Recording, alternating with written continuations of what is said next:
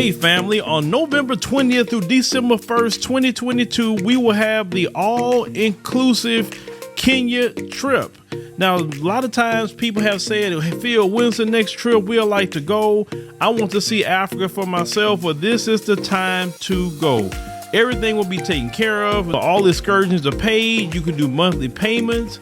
You know, they'll have safari and a 6-city tour. You will see Chile Island, which is something that we did not see last time on the tour. This tour will be 12 days instead of 7 days. So make sure to secure your place on the trip by going to www.wbsvs.com, make your deposit, and then you can start making your payments, and we'll see you in Kenya.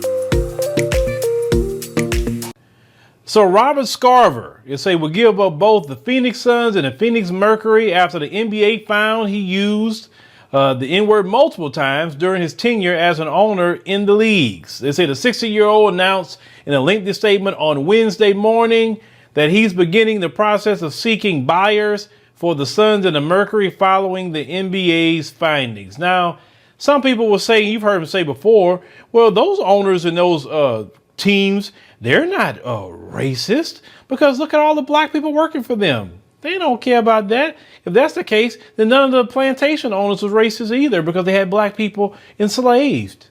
That's the silliest thing ever. Now, he trying to write some little word salad, talking about words that I deeply regret now overshadow nearly 2 decades of building organizations that brought people together and strengthened the Phoenix area through the unifying power of professional men's and women's basketball. That's what he said. No, you deeply regret being caught. Because if you truly felt that way, you wouldn't be using those words, sir. Now, he continues saying, but in our current unforgiving climate, it's become painfully clear that it is no longer possible. It said that whatever good I've done or could still do is outweighed by things I've said in the past. No, we should not forgive your anti-black racism. I'm a firm believer of that. You know, it's kind of one of those things. God forgives, the black community don't. That's just where we at with that. No, we need to be like that continuously. We don't play with that, because that word you said has had a legacy of a lot of black people who died, coming from people in your particular community. You need to go. You need to go, and good riddance. They say in addition to using the racial epithet, it's at least 5 different occasions. The NBA also said Sarver made inappropriate comments toward women and didn't treat his employees fairly or equally. So it said Commissioner Adam Silver fined Sarver $10 million and suspended him for 1 year over it all, and insisted the punishment was strong enough. But after fans and multiple star players, including LeBron James, Chris Paul, and Draymond Green, called for more severe sanctions, Sarver decided it was best to move on from his roles with the NBA and the WNBA teams. He said, I do not want to be a distraction to these teams and to find people who work so hard to bring the joy and excitement of basketball to fans around the world. He said he want what's best for these 2 organizations, the players and employees, then fans, the community, and his fellow owners. The NBA and the WNBA said this is the best course of action for everyone. It's the best course of action for you, because you can no longer own that team, and you're going to have to get out of it while you can. So, yeah, he said in the meantime, you continue to work on becoming a better person. No, you're not. He's saying continue to support the community in meaningful ways. Say thank you for continuing to root for the Suns and the Mercury, embracing the power that sports has brought us together. So, you know, this is another Donald Sterling situation, ladies and gentlemen. Another Donald Sterling. And trust me, he's not the only one that feel that way in the NBA, who's owners. I know there are people in the NFL that feel that way. Well, we know kind of how they was exposed during the situation with Colin Kaepernick, right, with the NFL.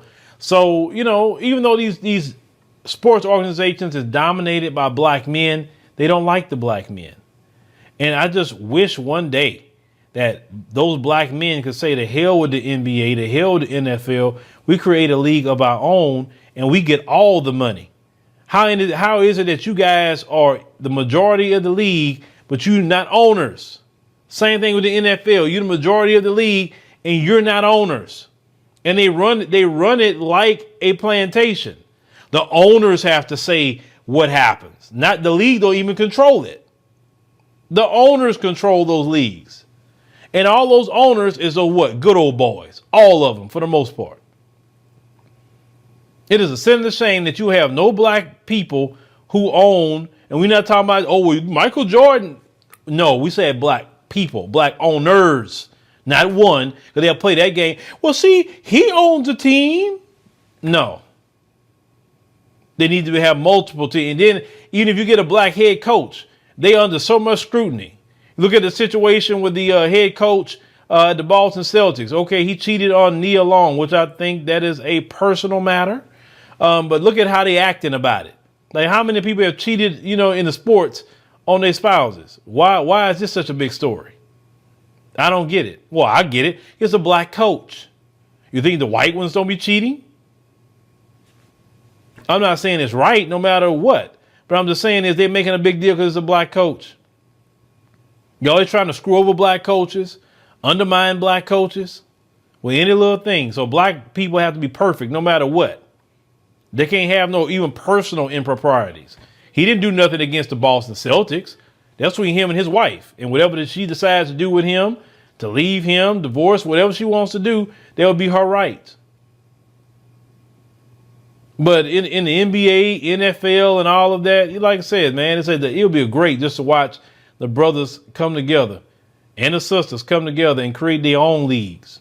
We got to stop being scared of that. Yeah, many of y'all that made money in the NBA, why not? Listen, this is the perfect climate to create your own league. Perfect.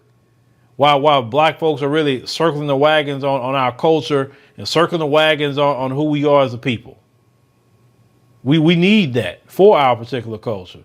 But y'all let me know what y'all think about, this situation, with this guy. Like I said, he was only sorry he got caught, like the majority of them. He just tried to get from underneath it, make him some money. If he was really apologetic, why don't you sell it to a black person? Sell those two teams to black people. How about that? Then I would say, okay, he seems like he's trying to do the right thing. He sold it to some black people. That's how you do that. Sell those two teams to black people. Find a black owner. Find a conglomerate of black men. Maybe even former players. If you're serious, sell it to black people. Then we could take you halfway seriously. More Threads, a brand owned by a former teacher and Black American freedmen, use their apparel and more to teach hidden truths and Black American history. More Threads will address the lack of knowledge and negative images in our community. Check out www.morethreads.com to purchase our apparel, read thought-provoking blogs, and more. Sign up to have raw conversations and wear clothing that acknowledges, celebrates, and honors our lineage at www.morethreads.com.